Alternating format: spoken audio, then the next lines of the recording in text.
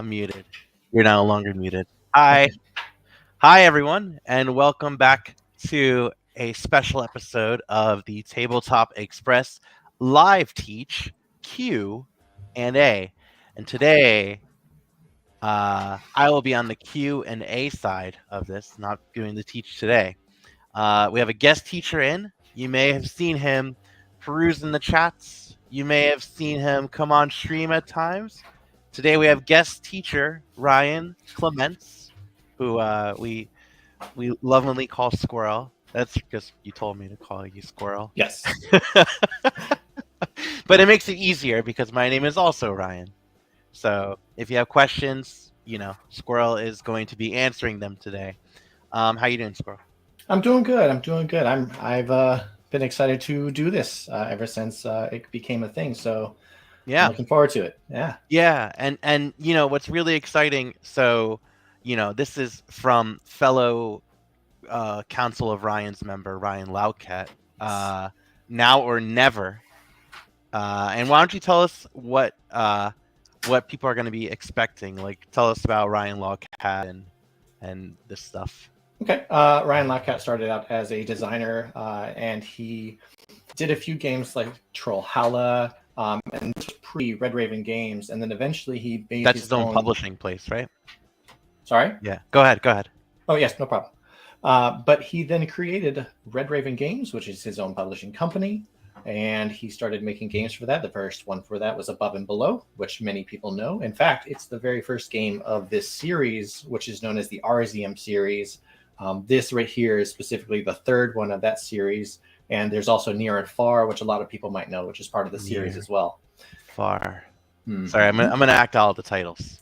No problem. Near, far. I'm just waiting for his game, The Moon and Back. But give me some time.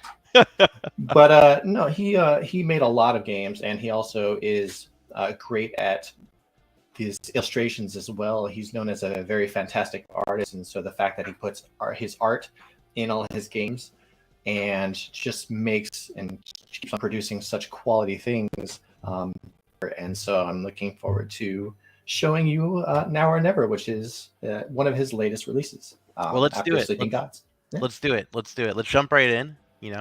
And like I mentioned before, if you guys have any questions, feel free to add them into the chat. We are going to be sliding that guy over there. I'm going to go to the big screen.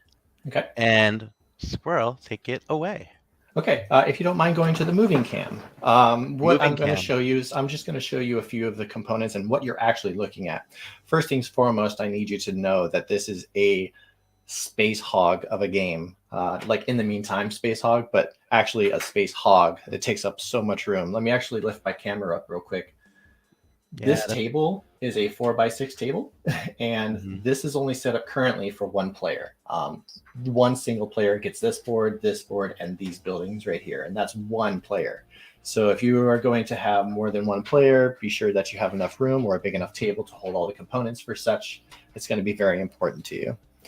I'm going to go ahead and start with the map board. This map board is a very long / widescreen kind of board. And on top of the map board, you will notice a few things. One of the major things to talk about is locations, which have these banners above them. And you'll be able to do whatever it shows here at these locations whenever you end up there. Another thing that you're going to notice is monsters. These are going to be spread across the entire map, and they range in level difficulty based on the number that's at the top of each of them. So this one is a level 1 monster. It's the easiest monster in the game. Another thing to show you is during setup, we set up these 3 special location tiles. They are the Scholar's Tower, the Nomad Camp, and Uzlo Tower. And they specifically go into these places on the board that have this kind of banner thing up there. Is that randomly, or they're just placed in those spots? They are randomly placed. You shuffle them, and then you just place them down. So they can change per game, a little bit of variety. Another thing to show you is these things right here. These are called search tokens. You can, if you end up there and you want to search, you can roll a die, and then you can get something special, which is revealed on the bottom or underside of it. And that last thing that I want to show you is a specific location called the Tower of Miners. That's a very important location to keep in mind because it has order tokens. Order tokens are things that you can fulfill to get a bunch of money and some victory points at the end of the game. Okay, so those are order tokens. Okay. And that is the map board. You'll be going across this and you'll be fighting these monsters to save villagers to bring into your village. But in order to bring them into your village, you need a village to start with, which you don't start with a village. You start with a location that you're going to build into. So let me show you this real quick. This is the village board. And is that shared for all of us? It is not shared. This is one of those 3 boards that you as a single player get. So every person is going to have their own board. Okay. On this board, you are going to be placing tiles of buildings in this 4x4 grid. And you're going to be placing villagers in these buildings. And they don't necessarily go on top of the buildings. They're going to go off to the side over here in the same row as the buildings would be. Okay.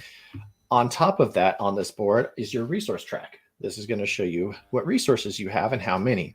So right now, you don't start with any resources in the game. However, if you get a tool, you would move it up 1. So that shows that you have 1 tool. Okay. Now we're going to go to the buildings. This is a building board that you have to start with. And this game has a unique mechanic as far as building buildings is concerned. Okay. When you build a building, you're going to take a building from one of these outside spots. So any of them on the outside, and you're going to build it. Let's just say I put it on the board. From that point forward, whenever you build a building, it has to be adjacent. And in this game, adjacent means orthogonal. It does not ever mean diagonally. So the next building you build has to be orthogonal to this empty location that you just built from. So you can build from up here, over here, or down here next. So let's say you build this one. The next one you build could be any of these 5 because they are orthogonally adjacent to an empty space. Okay, but that is just the idea of how this is. With setup, you just want to make a 4x5 grid. It could be long ways too, as long as it's a 4x5 grid. Okay, and that 4x5 grid, that's communal. That is not communal. Oh, it's only by yourself too. That is also by yourself. Oh man. Okay. Tell me about it. Yeah. And are we working this is also together to do that? Nope, you are not working together. Actually, this is actually a competitive kind of game where you're trying to get the most victory points at the end of the game. Got it. But that is the building map or building board. And this is also randomly set up. So you'll have these 20 tokens. Everyone will have 20 tokens. They'll shuffle it up and they'll make a 4x5 grid. I see. Last but not least, this is your actual hero board. Your hero board comes with a couple of features shown on it. You are going to have 2 these are called specialists, and you're going to choose 2 at the beginning of the game. These are your hero action tokens. These over here are where you're going to store blue equipment. And over here, you have basic attacks printed on the board, but eventually you can get red equipment or gear in order to make your attacks better. And I'll explain attacking soon enough. Down here at the bottom, you're also going to show your health. You start the game at maximum health. In this case, this character right here is going to start with 14 health, and her name is Halia. She's a wandering warrior with a sentient sword. Also over here, you're going to have your mana. Every character has a different amount of mana. In this case, she has 3. And then over here, printed on the bottom, you'll see her special ability that she can do with that mana. Additionally, on top of that, you can also spend mana for other things, but this is specifically this character-specific kind of thing that she can do with mana. Additionally, on top of that, at the very top of the board or near your board, you're going to want to put your special skills specific to that character. Each character has that name, and that's going to also be printed on these tokens as well. Okay, so her name is over here. All right. Those are the player components and pieces that you have. You'll also have this die, and you'll also have this. This is to track monster health. Okay. Okay. Over here, we have the season board, and this is going to have the market of the blue tokens that I was talking about that you can get, red tokens that you get. Over here is the villagers that are currently available for you to save. Okay. And this is a face down stack. This game comes with 40 of these. Oh man. And so like it's really hard to just have them all in a pile because they all have to be face down, by the way. Oh, So geez. there's that. How long did it take you to set up? Oh, this setup takes a while. Because I had previously played this and I knew what characters got what items and I had them bagged separately, I managed to set this up, I would say, in about half an hour. Oh, wow. But if you are just getting this game new and this is going to be your first setup and you're reading how to set it up, you're going to take about an hour and some change to set it up. Okay. Yeah. On this is also the trade value market as well. I'll explain that later on.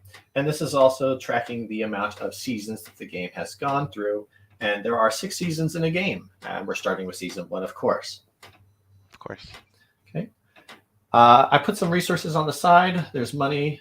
This is called experience tokens. And I have these off to the side. I can use these as markers, again, for the monster health board. I can also use them in case there is an item that requires you to, allows you to have extra mana. For example, the shield crystal, it gives you 1 more extra mana to use for every turn. So I just put it there just in case anything like that comes across. Yeah.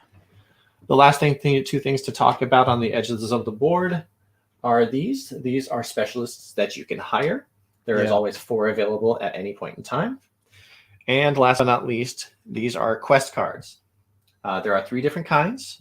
There are the basic quest cards, there are artifact quest cards, and there are advanced quest cards. Now, the reason there are some in the discard pile of the basic quest cards is because at the beginning of the game, you get dealt 6 standard quest cards or basic quest cards. You get 1 artifact quest card, and you also get 1 advanced quest card. And out of all 8 of those, you get to choose 4 of them and then discard the remainder. Okay. Okay. So as I go through the game, I'll go into more depth as to what you do in the game. But I just wanted to show you what you were looking at as far as all of these components are concerned. Okay. Okay. So now let's get into the nitty-gritty of the game. I don't know if you want me to show you or tell you how to set up the game. There are a couple things to note. For example, as far as monsters are concerned, you want to put out 1 monster per character. Okay. So 1 monster per player. I set this up like it's a 2-player game. I don't have the components for the second player set up because I have no room. Yeah. But I'm pretending like we're playing a 2-player game. And I'll go over a few of the differences in a solo game and as well as a story mode when we get there. But we're playing the standard mode of the game. And like I said, I'll talk about story mode later on. Okay. Okay. So that is almost everything I can think about as far as setup is concerned, other than if you are the first player, you get 17 coins. If you're second or third, then you get 18 coins. And if you're fourth, you get 19 coins. Okay. Okay. So how this game works is on your turn, you're going to do 1 of 2 actions. Actually, there's 3. 1 is pass. But I'm just going to go over the 2 major ones that you really need to know. You're going to take 1 action on your turn, and then play is going to continue in a clockwise order. Play is going to continue during that season until everyone passes, as in everyone has done every action they can or doesn't want to do anymore. They can just pass. Yeah. And once you pass, you have passed for the rest of the entire season, and your turn is going to be skipped until the season is done. Yeah. Then you're going to go into a production phase, and then you're going to go into season 2. And this is going to keep going until the end of season 6, where there's a final production, which is a production that's quite different from all the other productions, and I'll go over that too. Okay. And then whoever has the most points at the end of the game wins the game. Okay. Okay. Cool. Is there any questions so far? Feel free to ask questions, by the way, and I'll be happy to answer them. But I just went over most of the details of setup and what the components are. I have a question. What is your question? In the setup manual, Sure. You said that the players get to choose what quest they want to go for. Is there a suggested like first quest for first players or like a starting hand? There isn't. I kept these 4 quests just because I wanted to demonstrate them all. Okay. But I tend to feel that you want to probably hold on to quests that are simple to do at the beginning of the game. Or that are near to you, because each quest has a location in which it activates in. And I was going to get into that when I talked about hero actions, but Perfect. Okay. But yeah, like for example, I have a card that is literally right next door to where I'm at right now. So Nice. I'm definitely going to do that one. But okay, let's get into it if there's no more questions. Go to the main screen. Yeah, of course. Okay. I mean, no, not the main screen. We're going to stay in static cam for a second. You got it. Oh, sorry, not static cam. Moving cam. Moving cam, yes. So Trademark. I'm going to show you this hero board right here, because the first action we're going to talk about is called the specialist action. When you take the specialist action, there are 3 different things that you can do as far as specialists are concerned. The first one is to activate your own specialist.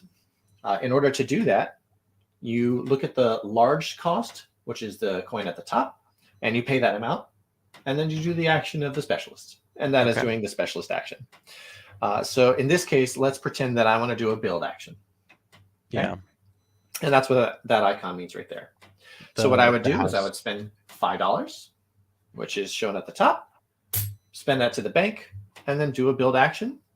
And when I finish with the build action, I will flip it over to show that it's been used for this season. Okay. Okay. But let me explain the build action since I'm there. For the build action, you are going to buy one of these buildings. And as I mentioned before, start with the outside. And then from there, you go orthogonally adjacent to a place that is next to an empty spot. Right. Let me start with, let's say I'm going to start with this one right here. Okay. So what I would do is the cost for the building is shown on the bottom right-hand corner. Every building is only it only costs money. Yeah. So on the bottom right-hand side of this building specifically, it's going to cost 3. So yes, I did spend 5 to use the specialist to build, but then I also have to spend an additional 3 to build the building itself. Okay. So let me change this 10 out and get some change back, specifically $7. Is metal coins come with a deluxe version? They do come with the Kickstarter edition. You can add metal coins. I do also have the cardboard coins, but I don't use those. I have the special, these are very nice metal coins, I must say. Yeah. But I paid for the building, and so now I'm going to take it, and I'm going to place it on my building. My building site, basically, and that is over here. Okay. Okay. When you build for the first building, you must place it in one of the spots in this bottom row right here. And if you ever cover up an icon shown at the bottom right-hand side, which is an item, then you gain that. Mm-hmm. Okay, so for the first building, let's say I just place it here. Okay. There is no specific reason I chose that. It's just something on the bottom row. I'm going to cover up this shell icon. And so I'm going to take a shell. And now I have a shell in my inventory. Okay. Also, if the building tile itself shows this book icon on the bottom left-hand side, it's going to say that you're going to take a book as well. Okay. Okay. There is only books that you can get with these buildings in this way. And I'll explain what I mean by that too. But I have successfully built this building. And if you notice here, from this point forward, every time I do a build action, it costs 1 less coin to build the building. And that's the benefit of having this building in my village. Okay. Got it. Every building has their own special thing. And I'll leave that for you to find out at the back of the rule book. Hey, be careful. We don't want to get sued. Go ahead. But there are a few buildings I will explain in further detail. Okay. But that is building a building. Nice. What this means is now there is a place for a villager to stay. So if I ever rescue a villager, I can place it in that building. But again, in this game, you're not necessarily putting that villager on the building itself. You're actually putting it over here to the side. Okay. The villagers in this row are correlated to all the buildings that are in this row. Okay. Okay. For every building that you have, you can hold 1 villager. So in this case, right now, I can hold 1 villager in this row. Okay. And that's it. However, if you also have buildings that have a bed icon, which may be familiar to anybody who's played Above and Below, this bed icon, for example, then that means it also can hold an additional villager in that row. Okay. Okay. So that's what these buildings do. And as far as a few buildings that I wanted to show you, this is an example of one right here. Right now, it says no final production, but the only thing you're necessarily concerned about is down here on the bottom left-hand side. So let me go into the details of a building. The building here, if it shows like a light gray corner with something inside of it, then you get that during a production phase. And there are 6 in the game. What this tile specifically means is during production, for every production, you get 2 coins, but not in the final production. Okay. So I think that should have said not for final production instead of no final production, because it makes it feel like you're not going to get a final production at all, but you are. Yeah. So for example, this one is in the light gray box. During production, if this was built, I would get, this is called a devil's jar or demon jar. Is it? I was going to call it the Spider-Man brick. That's what it looks like. Spider-Man brick. It's a demon jar. I mean, look at the brick. Look at the I see it. I see it. It looks like a Spider-Man brick. It does. Specifically, you're talking about this. Yeah, it's a Spider-Man brick. Spider-Man brick. Yeah. Go with it. Go with it. The other building that I wanted to show you is this one right here on the bottom. So this one says you may move villagers on this row. And the reason why it says that is because once you decide to place a villager in a row for a building, they don't want to move. They want to stay there. They're like, this is my new house. I don't want to move. And so once you place a villager in a building row, they're not going to change, other than this one. So if a villager was in the same row as this building, you can move them around. Thank you, Chris Kopak, for the Spider Brick song. Thank you. Mason can. Nice. Forever, it shall be called the Spider Brick. Keep going. Spider Brick, indeed. I will do that from this point forward. Yeah.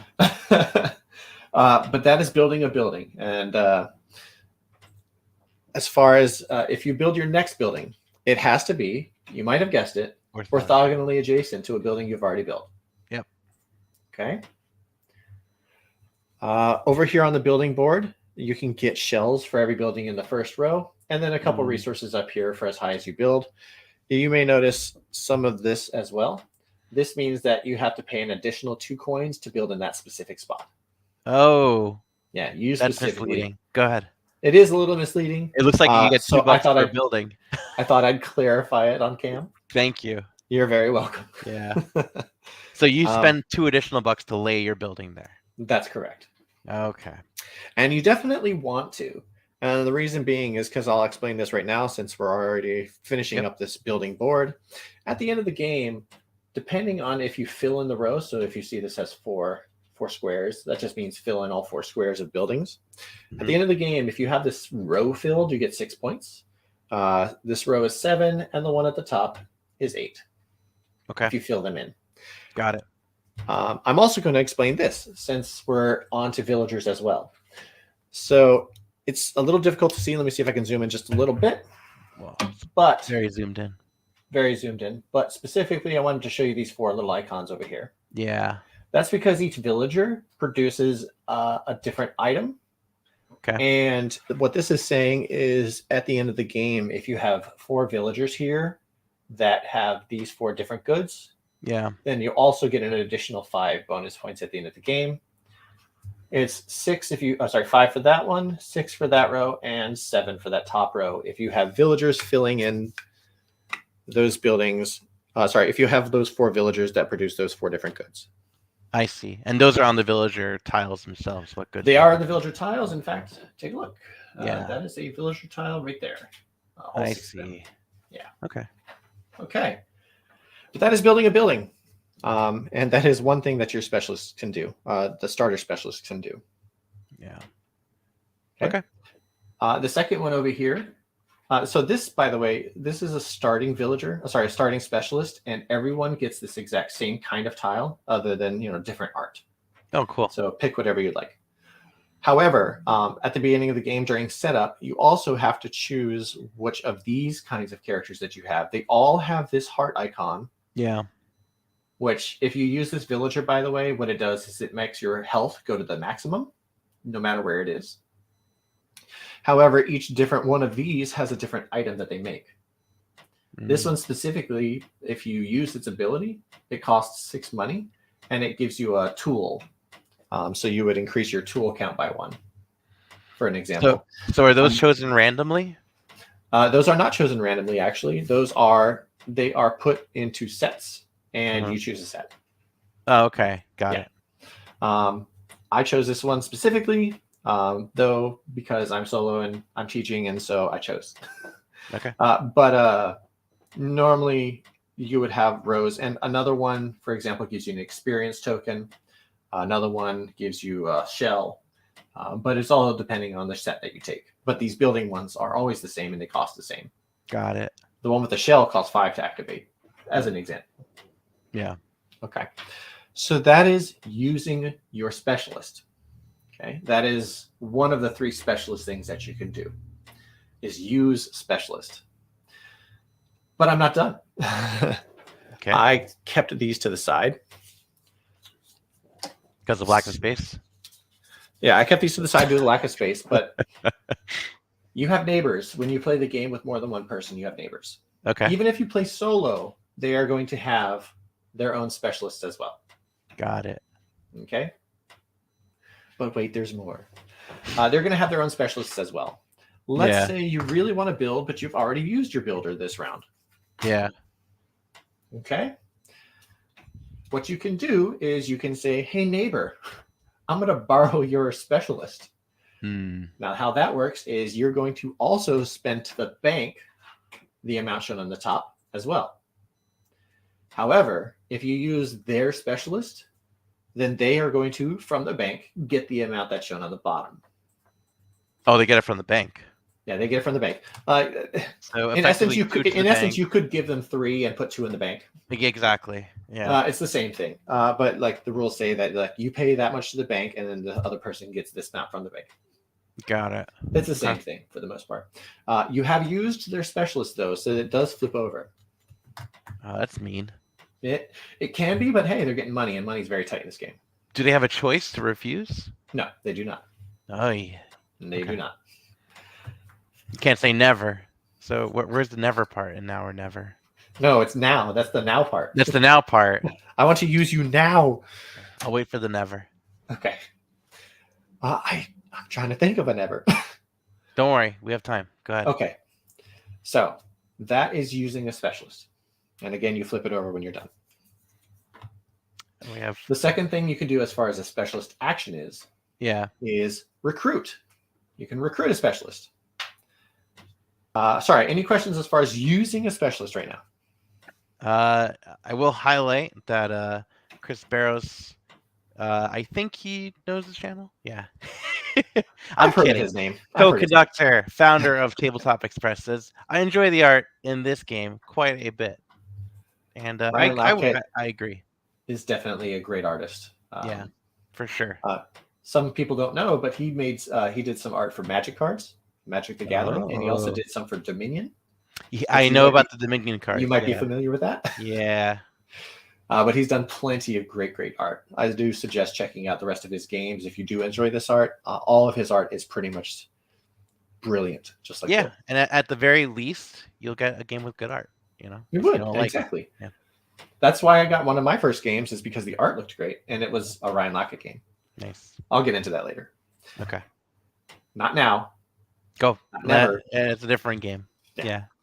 Okay. So recruiting specialist. We're going to go to these over here. By the way, I have like 3 cameras set up, so I apologize. Yeah. All right. So when you recruit a specialist, what you're going to do is you're going to pay for it. You're going to pay double the amount shown on the top of the board. On the top. So for example, if for some reason I wanted to buy this specialist, I would have to pay $2 to the bank. So it's double the top. Mm-hmm. The good thing, though, is as soon as you buy it, it comes over to your board. So you would take it and you would put it on your board.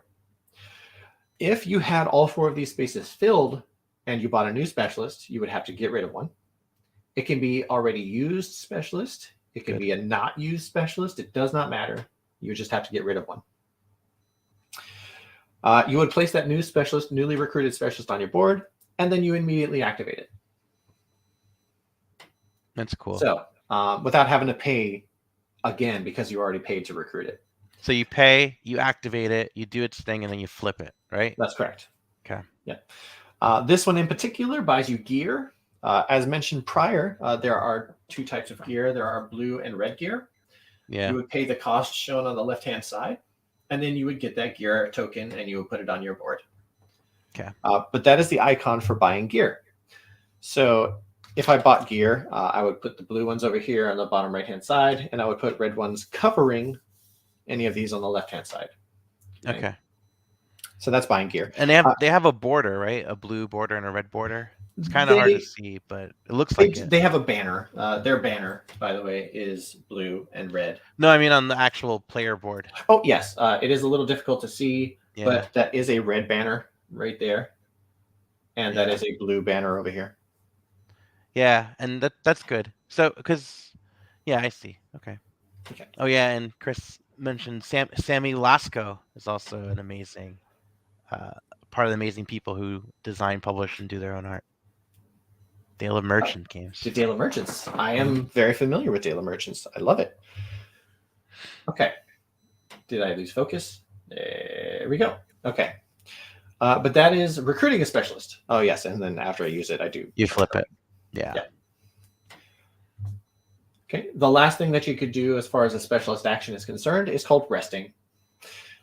Every single specialist has this action. So I'm going to bring this to the camera. And maybe you can see it on the bottom right-hand side. It's not really. And it's not focusing. But I will just say that on the bottom right-hand side of every single specialist, there is a choice of either gaining 2 hearts or health back or getting a coin. Mm-hmm. So you can choose to take a specialist action to take a coin and then flip it over. Got it. That is an action, though. So like you're literally flipping a card over or token over and getting a coin. And that is your action. So then everyone else goes and then it comes back to you. That is a good way to prevent somebody else from using your specialist, though. Yeah, that's a good point. Yeah. Also, you will always have a way to get a little bit of coinage, a little bit of health in case that's needed. Okay. So those are both the 2 of 3 actions. Those were the 3. So one is using a specialist, one is recruiting a specialist, right. And one is resting. Resting. So when you rest, are you just out of the round? No. These are the 3 things that you can do as a specialist action. Oh. So there are 3 actions that you can do on a turn. It's either do a specialist action, a hero action, or pass. I see. So the first action was really 3 actions. Yes. So it's really 5 actions. So far. There's more. There's quite a few hero actions as well. Yeah, that's okay. That's how they get you. Okay. But for the most part, specialists are focused on anything that a specialist does. Okay. And those are all the specialist actions of the game. Some of them give you experience tokens. Some of them give you mana. Yeah. This does not mean +2 mana, +2 to your maximum mana that you can use this round. It just like returns 2 mana that you've used already back into your supply. I see. But there's all sorts of specialist actions that you can do, and they are all listed and icons in the back of the rulebook. We have a question. If someone uses your specialist, can you not use it yourself? You may not, because as soon as a specialist is used, it is flipped over to not be used anymore that season. Yeah. Okay. I mean, the benefit is you get money. But then again, the person that you just recruited, it costs 1. So really, someone could flip it over and not give you money to use it. Well, since you recruited it that round, you use it immediately. Right, but the next round, I mean. Yeah, I mean, the next round, yes. Yeah. They could spend $1 to use your specialist that costs $1 to act. And then they would get $1. So they would get that $1 that you spent. Yeah. But then they would be able to buy a gear. Right. So yes, there is that play. There is some kind of player interaction in that sense. Now be advised, again, these are only your neighbors. So if you have a 4-player game, you are not using the specialist of somebody like directly across the table from you or something like that. It's only your neighbors that can use it. Yeah. Okay. But any more questions as far as specialist is concerned? That is one full set of actions that you can choose between. Yeah, start just field questions. We could jump right into the second one. All right, sounds good. Yeah, I can always come back to if the questions come back. I'll just yeah, exactly. Okay, so the second set of actions that you can do are called hero actions, and they specifically have to do with this part of your hero board. Okay, when you want to do a hero action, you have to have an available action token right here. Also, in order to do a hero action, you need to have at least 1 health. Okay. You can have your health go to 0, and there are things you can do when that happens. However, normally you would have to have at least 1 health in order to do a hero action. Okay. Got it. If you have 0 health, you cannot do hero actions. If you have no health and you have no way to get health, then you forego your hero actions. You kind of have to pass. So if you're a 0, you're not a hero. Huh? That's a good way to remember it. That's a good way. You're giving Ryan's a bad name. Listen, I should have written this rule book. Jeez. 3 actions, and then we're already at 5. Go ahead. Okay. So there are a couple different hero actions, and it all depends on where you stop. Yeah. So what I mean is, when you take a hero action, you're going to take one of these, and you're going to cover up the number on the right-hand side. Okay. What that number represents is how many movement points you start with. Okay. So in this case, I want to move 4 places, let's say. So I will cover it up, and then I will go to the main board. If you don't mind switching to that camera, we are done with this camera for a little bit. We're going to the main board. Cool. I want you to note that this is not normally the mover that you have. It's usually this right here on a standee, and it's quite large. But because of the purposes of the cam pointing face down, I'm going to use this, which is normally used in story mode. Okay, so I have done an action. I have done the hero action of being able to move 4 places. Yeah. You may have guessed, based on the buildings and based on the the village, you can only move orthogonally. There is no diagonal. So if I wanted to move 4, I could go like 1, 2, 3, 4. I could I'm a little off the board there, but I could do 1, 2, 3, and then stop if I wanted to. You don't have to move the full amount if you don't want to. That's totally fine. However, a couple things as far as movement is concerned. If you ever move into a place that has a mountain icon, which is this right here on the bottom left, then you take a damage. Oy. Okay, so you lose 1 health is the way to say it, I guess. Yeah. Okay. If you ever move into or enter a space that has a monster in it, and you choose not to fight it, then you take a damage as soon as you enter that spot. Okay. If you choose not to fight it and you take that damage, you can still continue moving. But it's once you enter the spot, you have to make that choice. Okay. If you fight it, you end your movement, I presume. Yes, that's correct. So yeah, if you decide to end your movement and you decide to fight that, then you don't take any damage except for in the combat. Got it. Okay. Okay. But as far as moving is concerned, those 2 things majorly apply. If you move into a space with a monster and you choose not to fight it, you take a damage and you keep moving. Or if you move into a space that has a mountain symbol on it, you have to take a damage. Got it. I'm looking is around. Is there any weird rules if you go to 0 at that point? Do you it doesn't matter? If you can't enter a space if you can't enter a space that would reduce you to 0. Okay, good to know. So like if I had 1 health, I could not choose to move into the mountain spot. Okay, good. Yeah. Cool. Okay. So I'm going to make my movement, and let's say I go here, and I decide to stop. I have force take 1 damage because I moved into a space with a mountain. Yep. Okay. So there are 3 kinds of places to stop in. The first kind is places with search tokens, so that you can do a search action. The second kind of space is an enemy spot. In that case, you do a combat action. And the third kind of spot that you can stop in is a location, which has a banner on it. And that is called a location action. So these are the 3 subsidiaries of a hero action. Yep. Okay. Another thing to note as far as moving is concerned is you can never not move. Mm. You can't end up in the same space as you started either. Okay. You have to go somewhere else. So I can't be like 1, 2, 3, 4, and then come back to the monument. I can't do that. I also can't just be like, no, I'm just going to do an action in the monument. Yeah. No, I'm not going to. You have to move. So I moved one, and I took a damage. So let's say I went from 14 to 13. It's on my board, but I'll talk about it later. Okay. So the first one is pretty simple. It's called the search action. I landed in a spot with a search token. And so what happens here is I take the D4 that everyone has the game with, and I roll it. Mm-hmm. Ta-da! I rolled a 2. And it's hard to see, but yeah, I rolled a 2. Yeah. Anyway, that's how much damage I take. I'm going to take 2 damage. And then I check my damage. Can you prevent that? No, you cannot. Well, I think there's there's an item that you, or a card that you can play that reduces damage or makes it so it's... Yeah. There are a couple different cards that changes the rules a little bit. Okay. But I'll get into the card actions later. Cool.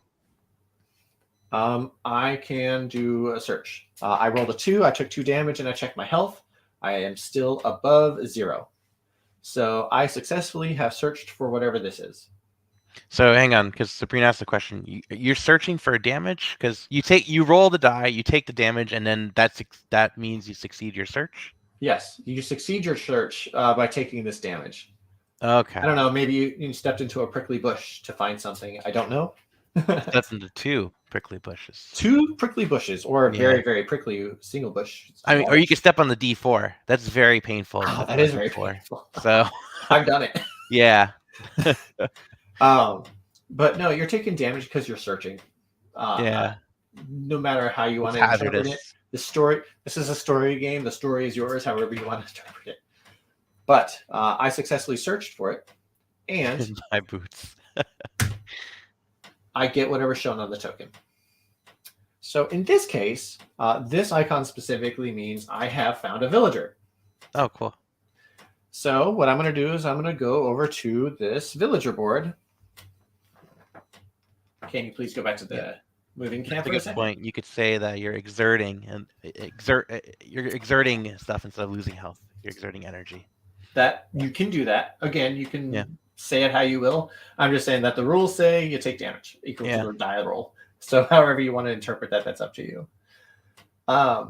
In that specific token, it shows the icon for a villager, and then it says discard this token. Mm-hmm. I'm going to pick any villager from the ones available. Yeah. Now, let's say further in the game, these are the only ones available. This does not replenish as soon as you take a villager. Okay. The only time this replenishes is when this is fully emptied, and then all 6 new ones come out.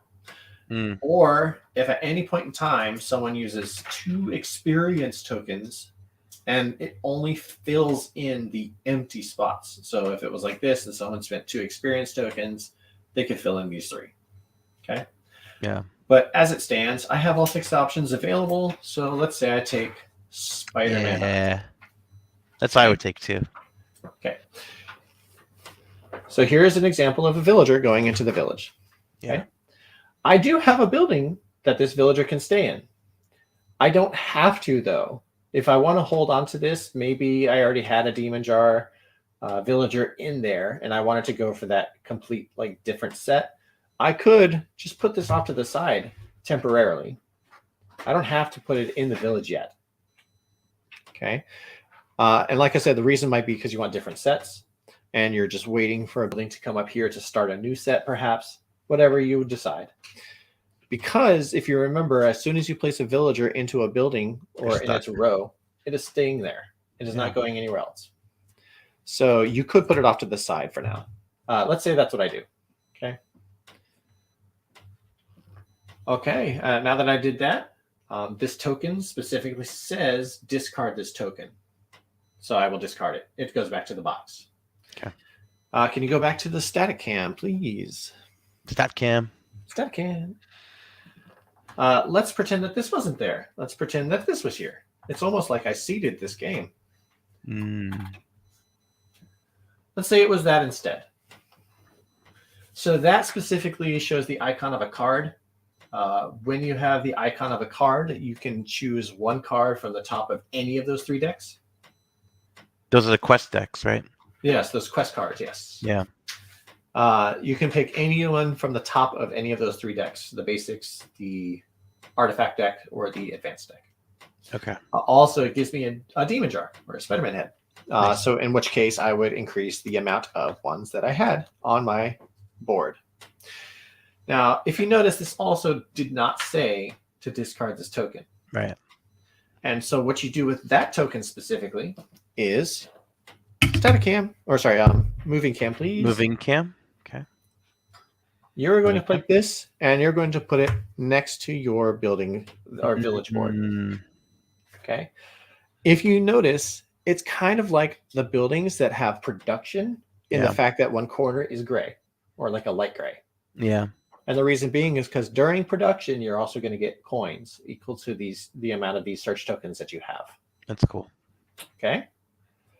But all right, back to main cam, please. Or does it matter which row you put it in? No, you just put that on the side of the board. It's not going to go in any row. Oh, okay. Yeah. So you have unlimited basically. There's no limit. Yeah. Got it. But that is searching. Okay. So go to a search token, roll a die, take that damage, and take whatever the token shows you to take. Got it. If it doesn't say discard it, keep it for production value of a coin for each search token you have. And that is searching. Okay. The next thing that you could do is you could do a location action. Okay. I'm going to come up here. Let's say I used my next hero action and I want to move 3. I move 1 up. I don't take any damage. I have a choice here. I'm going to stop here. I have a choice here. I can either do the search action or I could do the location action. So let me say I just do the location action. Yeah. This being the case, I can for one time, I could spend a health to get a tool. Okay. All the locations are different. Quite a few of them are different. There are 2 specific ones that I want to explain. The first one is the monument. This has 4 health, so you're going to gain 4 health. You're going to get a coin, and you're also going to get the first player marker. So I had the first player marker. Yeah. If this was a more than 1 player game, then whoever had it, I would take it from. And then the next round, I would be the star player. Okay. The other action that I want to show you is... can someone take that from you if they go to the monument that round? That's correct. They can. Okay. Mm-hmm. The other thing that I wanted to show you, I could probably just slightly move the board. Yeah. And they also get 4 health and 1 buck, too, for going there. They do. It's a pretty good spot. So this action right here. Yeah. This shows that you spend something. So in this case, I spent 2 experience tokens. And it's hard to see because of the cam, but that's an eyeball with a 2 on it. I see it, yeah. And what that means is you're going to get 1 card, but you get to look at 2 of them. So you're going to look at 2 cards, and you're going to pick one from those to take. And the other one goes to the discard pile. Is it from the same deck? Yes. Oh, no, it doesn't have to be. No, it does not have to be. You can always choose multiple different decks if you want to. Got it. So I could choose an advanced, and I can choose an artifact deck, card and choose between them. Anyway, I would pick one, put the other one in the discard pile, and get $6. But I wanted to show you what that eyeball kind of meant, because I think it's only on the board as far as I've seen. Mm-hmm. But those are the location actions. The rest of them are on the back of the book. I'm telling you, this rule book may seem large, but quite a lot of it is explaining the cards, the buildings, the locations, and the search tokens. Got it. So that's a lot to think about. Now for the last action of the game, which is going to happen quite often, and that is combat. So let's say I took my hero action to do 4 steps. I'm going to go 1 because I don't want to take a damage from the mountain. Mm-hmm. I'm going to go 2. Yeah. I'm going to go 3. Now, again, I'm entering a spot with a monster. I could say that I'm not going to fight it and take a damage, but instead I'm going to say I'm going to stop there and I'm going to do my action of fighting this monster. Yeah, and that's the level 1 monster, right? This is the level 1 monster. It's the easiest monster in the game. Yeah. Okay. The anatomy of a monster. On the top shows its level. Over here on the top right-hand side shows its health. On the spot next to that, which is the damage icon, looks kind of like a sideways flame, is how much damage it does each round or each combat step. Okay. Everything in white is the reward that you get for defeating it. Okay. So a villager and experience. A villager and experience token. That's correct. Nice. Okay. So combat. You know what? I'm going to bring everything to this board. Good idea. So, according to this, the monster has 7 health. So I'm going to place any old thing that you want onto this. You can use your own homemade buttons, attack, a D4, whatever you want. Yeah. So it's at 7 health. And every single combat step or round, it's going to do 2 damage to me. Okay. I do need you to please go to the moving cam for just a few moments. Okay. Get situated. Moving cam. Moving cam. All right. If you notice, you have a D4. Yeah. If you notice, each of these has a D4 and a number. Yeah. So what's going to happen is you're going to roll a die. I rolled a 1. 1. I do 3 damage to it. Okay. Additionally, if I'd like to, I can spend one of my manas to do an additional 1 damage to it. And let's say I do. So if you ever spend your mana, by the way, you just take it off of there and put it somewhere. Okay. Okay. That's mana. That is mana.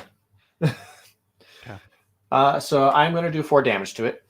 So I might as well keep this cam for a second. I'm going to do 4 damage. So I'm going to do 1, 2, 3, 4. Simultaneously, at the same time, it's going to do 2 damage to me. So I'm going to come down here, and I'm going to lose 2 health. At this point, combat round is done. And then you check to see if anybody has been defeated. Either you or it. Or both. You both could fall at the same time. In this case, none of us have died or lost, so you have a choice. You can choose to resume combat and keep going, or you can choose to retreat. Retreat basically means you just stop combat. You stay in the spot that has the enemy in it, but you just choose not to do any more combat. And as a compensation for being in combat for a little bit, you get 1 experience token. Okay. So let's say I continue combat, because why wouldn't I? I'm just to defeat it. Yeah. I'm going for it. Go for it. Yeah, I'm gonna go ahead and stay on the static cam. I'm just gonna tell you what the result is. Okay. So I rolled a 2, which shows I do 2 damage. That's all you need, right? That is not all I need. Oh, you need 1 more. Yeah, so I'm gonna do 2 damage. That's gonna bring it down to 1. Simultaneously, it does 2 damage to me, which brings me down to 7. Okay. I'm gonna keep going. Yeah. I roll again. You just keep on doing this. Yeah. So that's 3 damage. I do 3 damage, and I could spend a mana to do 1 extra, but there's no need because it is dying. But it is still simultaneously doing damage to me, so I take 2 more. Brings me down to 5. Yeah. We check to see if somebody is dead, and somebody is. Or perished. So sad. Yeah. So, because of that... another. Yeah, there is. It's 1 per player. Okay. It's 1 per player in setup. So, according to this, the reward is I get a villager, and I get an experience token. Yeah. I will go over here and... back to moving cam, please. I will take one of the remaining ones. I don't need a demon jar at this moment in time. Let's say I go ahead and take this crystal. That's a good idea. I'm going to come back over here. And because I didn't place this one yet, I could choose to place this one in there. Or I could also put it on the side. Does not matter. I'm going to put it on the side. Okay? Is there a penalty at all for putting them on the side? No, not necessarily. You're just making your productions less valuable. And I'm going to get into production because I'm almost done with the actions of the game. Okay. And I also get an experience token. Hooray. Experience token. Ta-da. Okay. Those are the 3 hero actions. Can you please go back to the main cam? Yes. All right. I want to show you... there is an optional action that you can do before doing the main action of your character, by the way. So let's say, remember when I went to Ublo Tower? Yeah. Okay. When you go somewhere, before you do the main action that you want to do. So before you do a search, before you do the location action, and before you do combat, you have the option of playing as many cards as you can that have a matching location written on it. So I'm in Ublo Tower right now. I do have this card. So this card specifically says Ublo Tower. The card's, description or diagram, should I say, is you are going to pay what is located on the top right-hand side of the card in order to play this card. You also have to be at the matching location. So I'm meeting that. I also got a shell from placing that building earlier. Yeah. So I'm going to spend that shell, and then I'm going to play this card. Okay. So according to this card, at the end of the game, I am going to get 1 victory point. Okay. Also, once I play the card, I get whatever is shown on the text down here in the bottom. Yeah. In this case, a merchant from the Fallen Empire is selling equipment. When you play this, you may purchase 1 gear token from the gear board for 3 coins fewer than its actual cost. Okay? I'm going to moving cam again. Yeah. All right. I'm going to go ahead and say I want the puppy. Okay, so I want the puppy, and that said I can pay 3 less for it, so I'm going to pay 3 for this instead of 6. Yeah. I'm going to pay my 3 coins. I'm doing that off camera. And I'm getting the dog. Now, the dog has a blue background, so I'm going to place it in one of these blue spots. From this point forward, I gain a coin whenever I defeat an enemy. So that would have been nice to have before combat, but as it is, I'm only going to get it from the future combats at this point. Yeah. Okay. The other thing to note is this icon, which is a shield. Whenever you are in combat, this shield will now prevent 1 damage taken by you. So in that combat I did with that wolf, I was taking 2 damage per round.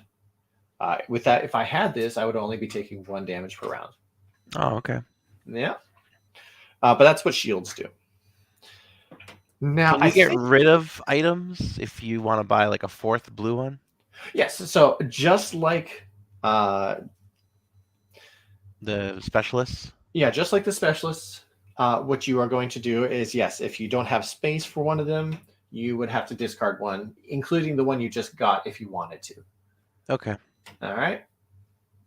So that is combat. It is one of the easiest combat systems that I've seen.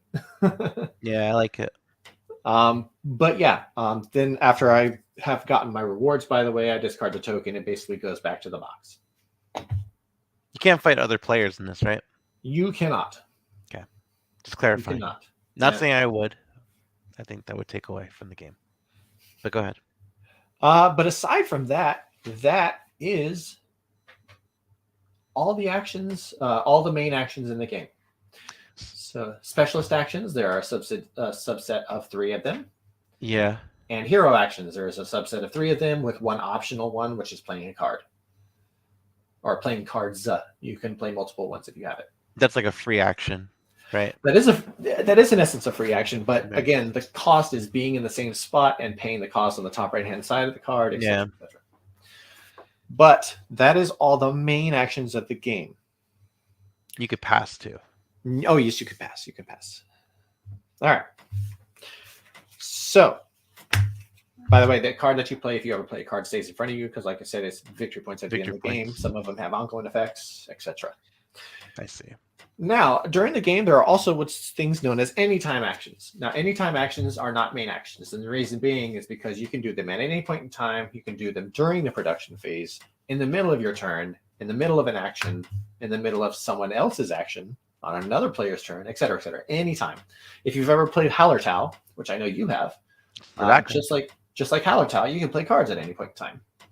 Yeah. These actions you can do at any point in time in the game as well. And there are 5 of them. But it's quite easy. One of them is to place one of those villagers in a house. So at any point in time, if you decide finally that you want to put one of these in a house, you can just do it. Okay. That's it. You don't have to do it on your turn. You just do it. Okay. Another thing you could do is you can spend sell goods. I'll talk about that one later. Complete an order. An order is one of the locations on the board. I think I explained it earlier. But up here in the top left-hand side is the Tower of Miners. And according to this, you can look at 2 orders and you pick one.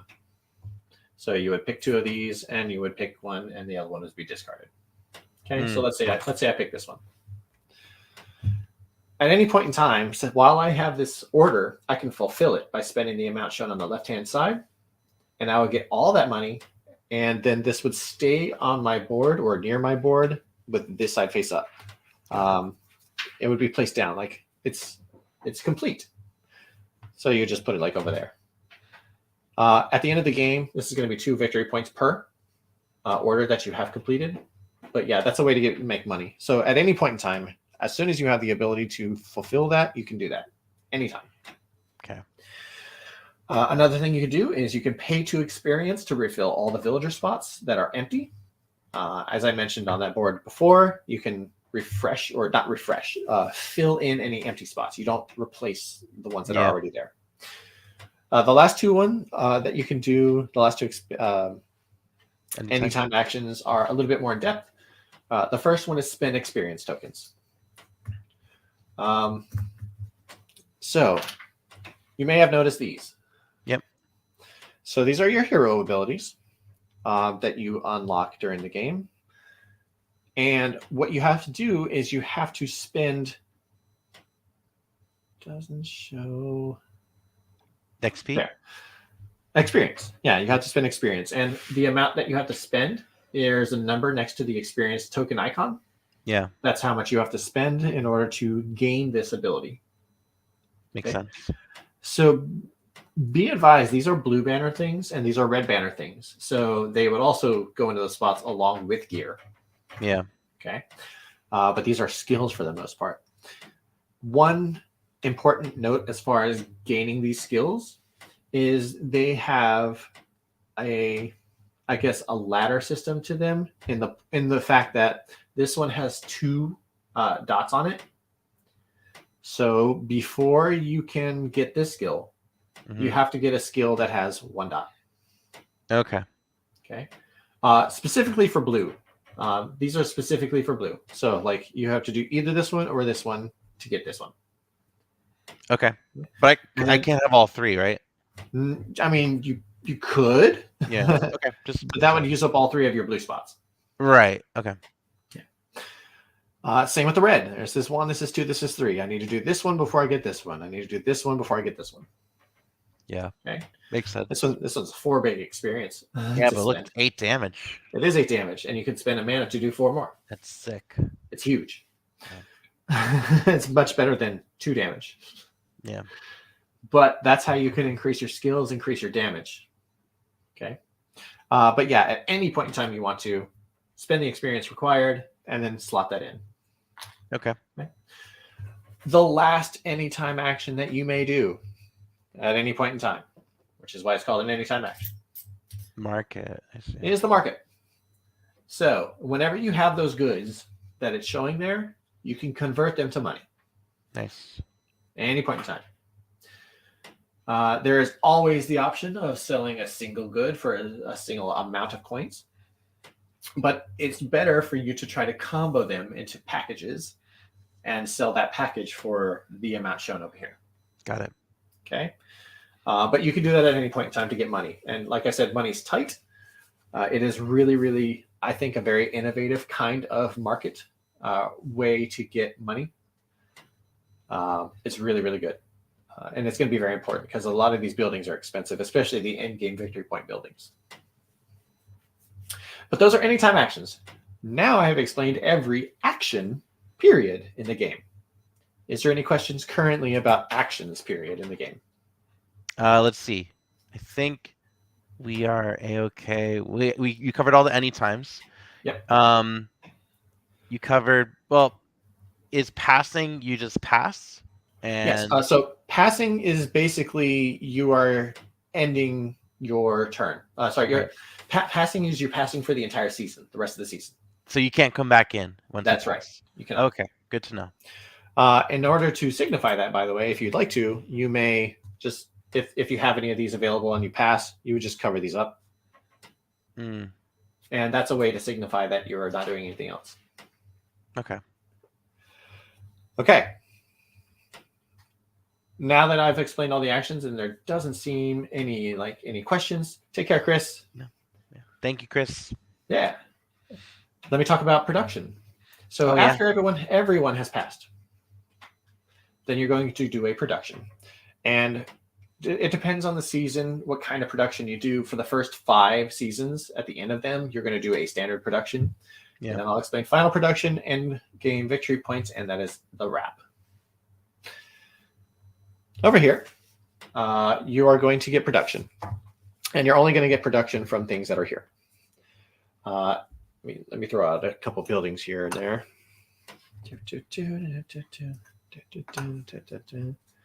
And let's say this guy's up here.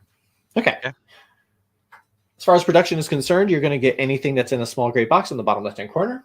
So in this case, I don't get anything from this. I get a shell from this, and I get health from this. I get 5 health. Yeah. Okay. I would also get a coin. Mm-hmm. I get also a demon jar from this villager who is in the village. Spider brick. If there is a villager out here, though, they don't give you any production. Yeah. Okay? And that's production. That's it. That's production. Okay. Then we're going to go to cleanup. What a cleanup is you're going to take all 3 of these. You're going to put them back over there. You're going to recover all of your mana back. You are not going to recover health, though. Okay. Demon jar. Yeah, that sounds. That is true. You're also going to unflip any specialists that were flipped over. Okay. Okay. And I believe that's everything as far as production is concerned. Let me double check on that. And then there's the final production. I feel like I'm missing one thing as far as production is concerned, but if I find it out, I'll get into it. I'll talk about it. Yeah, sure. But anyway, that is standard production. So now let's talk about game end and final production. Okay. How final production works, let me go ahead and take one of these tokens as well, or buildings, should I say. I'll do this. And let's say I'll also do this. And this. Okay. That looks like somebody who played terribly the entire game, but let's pretend that this is the end game situation for this player during final production. Yeah. Let's say it looks like this. And let's say this player has the sum of this money in their bank, right? A lot, yeah. It is a lot. However, at the start of final production, everything goes to 0 other than books, and you lose all your money. What? Yep. So that's the start of final production. That doesn't sound good. Then you do an actual production where you produce everything that you would normally produce. So in this case, I would get a shell, a demon jar, and a crystal. And that is it. And health. A shell. Oh yes, and health if I needed it. Does not matter at the end of the game. So 5 health, a shell, a demon jar, a crystal. Oh, and a coin. A coin. Can't forget the coin. Gotta get that coin. Okay. And then with this, you're going to determine end-game victory points. Okay? Yeah. End-game victory points are as follows. The first thing you really want to do is check for any buildings that give you victory points based on production. Okay? In that case, this is the kind of building that does that. At the end of the game, you're going to get 3 victory points for every crystal production that you have in your village at the end of the game, which is 1. So I would get 3 points. Okay. By the way, all victory points are calculated at the end of the game, so there is no victory point tracker. Yeah. Okay. But that's 3 victory points for every crystal. This is 3 victory points for each adjacent building that gives you a book. So that's 2 of them. That's 6 points right there, etc., etc. But you would check for that in the buildings. Okay. Yeah. You can also do last-minute conversions using the market system to convert these into money. Yeah. Okay, so let's say I converted those into $9. All right. Oh, because you use the market, right? That's right. Yeah. Victory points are as follows. You are going to get victory points, like I said, based on these buildings. If you completed rows 2, 3, or 4, you're going to get victory points if you completed them. If you have a complete set of different item-making villagers over here, you're going to get 5, 5, 6, or 7, depending on where they're located. You're going to get 1 victory point per coin. So this is 10. You are going to get a victory point based on the cards. So this one gives me a victory point at the end of the game. Yeah. You're going to get victory points based on how many orders you have completed, which in this case is 2. And whoever has the most points at the end of the game wins. Okay. And that is Now or Never. That is the standard version of Now or Never. I cannot believe that took me an hour. Yeah. But hey, it was very in-depth. I hope so. I hope people get a good idea of how this game works. Yeah. And if we have, I would say, about 10 more minutes, I'd like to just touch on story mode, and I'd like to touch on solo mode. Go ahead. Unless anybody has any questions, but I'm going to go ahead and start. So, story mode is a different kind of game. You are going to set this game board up, and you're going to play it exactly like this. Except for one action is going to change, and that is the search action. Okay? When you are going to do a search action, instead of searching that token, you are going to determine what character you are, and you're going to determine what letter that token was on. So in this case, let's say it was me, and I'm on E. Yeah. Okay. My name is Halia. So depending on the chapter that you're in, there's these booklets. You would go through the book until you find your name at the top. So like this is all of Halia's right here. There's also Zeke. There's also Mark Loon, etc., etc. When you get to your character's name, you're going to look at the letter that you're on, which is E, and you're going to go to E. Someone's going to read that to you. I'm not going to read it for spoilers. Good. But someone, your neighbor to your left is going to read that to you, and you're going to have options. And it's going to be based on skill. Now, how you determine skill. Oh, for example, it's going to give you a story, like something that happened, very narrative. And it's going to say, what do you do? Do you try to do this, which requires a skill of 4? Or do you do this, which requires a skill of 6? Okay. At that point in time, you have to choose one, and then you have to go for it. Now, how skill works is you're going to roll this die, and then you are going to lose health equal to the difference. So if I was going for skill 4 and I rolled this 1, I would have to lose 3 health. Got it. And then I would win. Yeah. Okay. And then whatever it says in the book is what I get. Sometimes it's items. Sometimes you find villagers. Sometimes you advance your quest. So for example, like I said, normally this is the mover. These are supposed to be for story mode. So sometimes if you complete a quest or a mission based on the book, it'll tell you to set your mission token on a certain spot. Yeah. So let's say it says put it on here, crystal meteorite. Let's just say it does. This is now a searchable location. In this case, if I decided to search here, I would look up my name and I would look up the name of the place. Okay, it wouldn't be A, B, D, or E or anything like that. It would be the name of the place. And then I would read that out loud. I see. Yeah, a story mode game does not necessarily have seasons. It has until it ends. Let me see. Is that the never part? Right. I apologize. It does have seasons. Oh. But this is the back side of the board that I had all the stuff on. And down here at the bottom, you can also gain reputation during that. And what you can do is if it tells you to gain the reputation, you bring it up. And if it tells you to lose, you bring it down. Got it. At the end of the game, depending on where your reputation is, you get that many victory points. But if you have the most, then you also get an additional 3.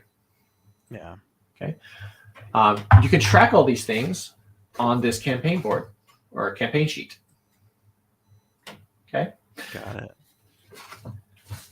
Now that's story mode. And someone mentioned that have you used any of the Foreteller games narrations for any games in the series? I have not. I have not yet. I haven't played Above and Below or Near and Far in quite some time.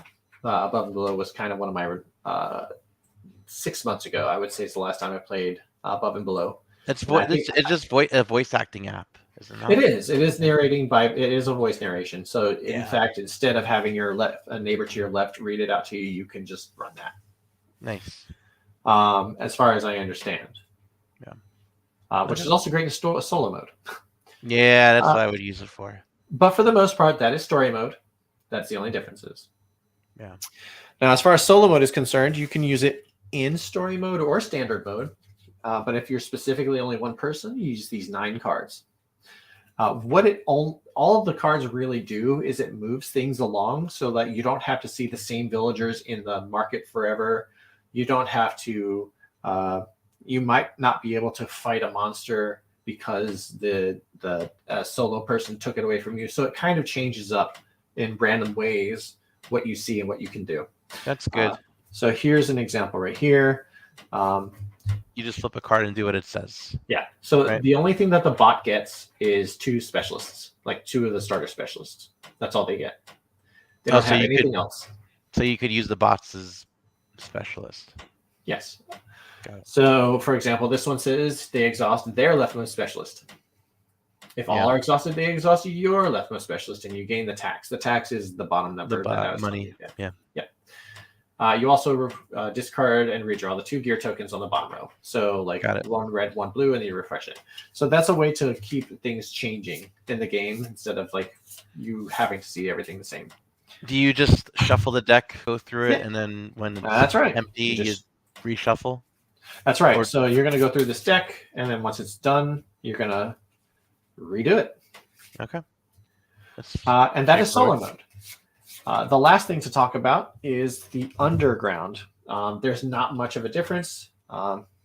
This is going to be fun. Okay. Jeez. Yeah. So the back of the board is the underground. It plays the exact same way. You put the exact same monsters on most of these spaces, except there are 3 specific monsters that have changed. I think it's 2, 5, and 7. So 2, 5, and 7, which is over here on the left-hand side of the board, I think. Mm-hmm. Those are different monsters that you choose instead of the above-ground ones. Some of these abilities are different. Yeah, let me go to the other camera. Oh, sure. Yeah. Some of these abilities are different, but aside from that, you play it the exact same way. It's just a little bit more variety is to play with a different map. Okay. And that is now or never.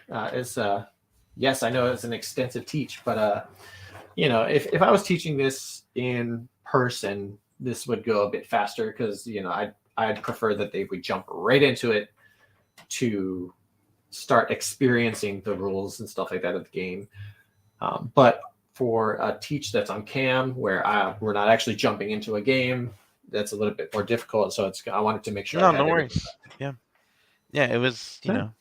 It's a good way. I feel confident to jump into this. Good. Good. I hope we do sometime.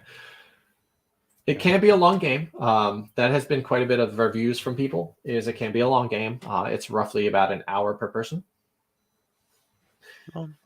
Yeah. Just so you know, it's about an hour per person. So a lot of people are saying this is probably best at solo or 2. So play solo or 2, right?